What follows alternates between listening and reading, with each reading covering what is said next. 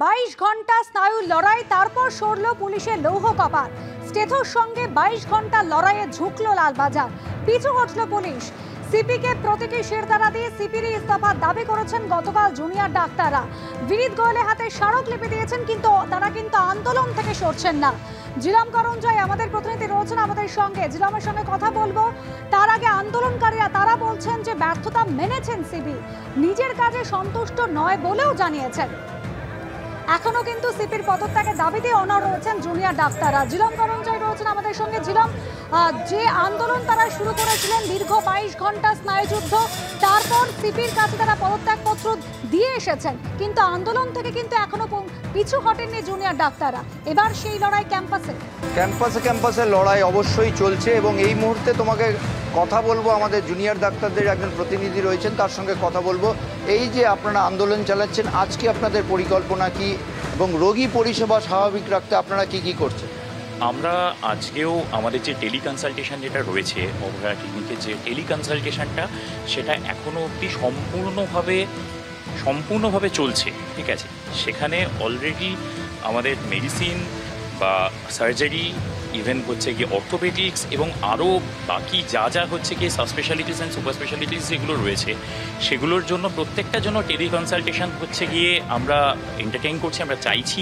ঠিক আছে, প্রচুর মানুষ কল করছেন, অলরেডি হচ্ছে গিয়ে 150 থেকে 200 জন অলরেডি কল করেছে। প্রথম যে রাউন্ডে শুরু হয়েছিল প্রায় 600 থেকে 650 মানুষ কল করেছিলেন। ঠিক আছে, আমরা চেষ্টা করছি যতটা টেলিকনসালটেশনের মাধ্যমে করা যায়।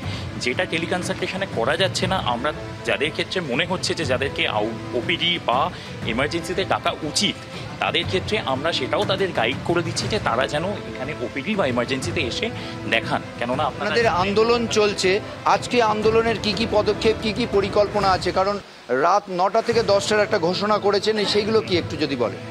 আজকে রাত্রি 9টা থেকে 10টার সময় আমরা যেটা বলেছি, আমরা যেটা করতে চাইছি এবং আমরা জনগণকেও যেটা বলেছি যে সবাই যেন তাদের ঘরের আলো নিভিয়ে একটি প্রদীপ নিয়ে বা হচ্ছে গিয়ে কোনো মোমবাতি নিয়ে যেন জ্বালান এবং বাইরে এসে একটা হিউম্যান চেইন যেন হচ্ছে গিয়ে তারা যেন হচ্ছে গিয়ে ফরমেশন করে। কেন করছেন এটা, কি জন্য? আগামীকাল সুপ্রিম কোর্টে সেই শুনানিকে মাথায় রেখে কি আপনাদের ভাবনা? আগামীকাল সুপ্রিম কোর্টের শুনানি তো আছে, সেটা অবশ্যই আমাদের হচ্ছে গিয়ে সকলের মাথায় রয়েছেই, কিন্তু সেটা ছাড়াও আমাদের অভয়া যাতে বিচার পায়, ঠিক আছে, তাকে মাথায় রেখেই আমাদের এই কর্মসূচি আছে।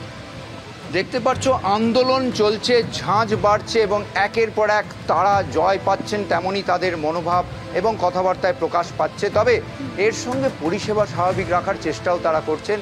টেলিমেডিসিন যে সার্ভিস সেটা সারা সপ্তাহ খোলা থাকছে এবং তোমাকে জানিয়ে রাখবো আর.জি. কর মেডিকেল কলেজ হাসপাতালে আজকে কিছুক্ষণ আগে থেকে শুরু হয়েছে সেটা ফার্স্ট ইয়ার MBBS-এ ভর্তির প্রক্রিয়া এবং সব মিলিয়ে স্বাস্থ্য দপ্তরের তরফ থেকে পরিষেবা স্বাভাবিক রাখার জন্য আউটডোর এমার্জেন্সিতে সিনিয়র ডাক্তারদের যেমন রাখা হয়েছে, তেমনই আন্দোলনরত জুনিয়র ডাক্তাররা টেলিমেডিসিন চালাচ্ছেন এবং অন্যদিকে ভর্তির প্রক্রিয়া অর্থাৎ ডাক্তারিতে ভর্তির যে প্রক্রিয়া প্রথম বর্ষে সেটাও শুরু হয়েছে।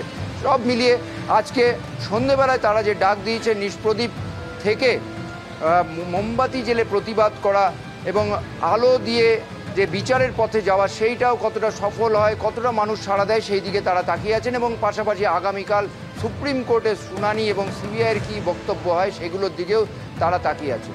ধন্যবাদ জনাব।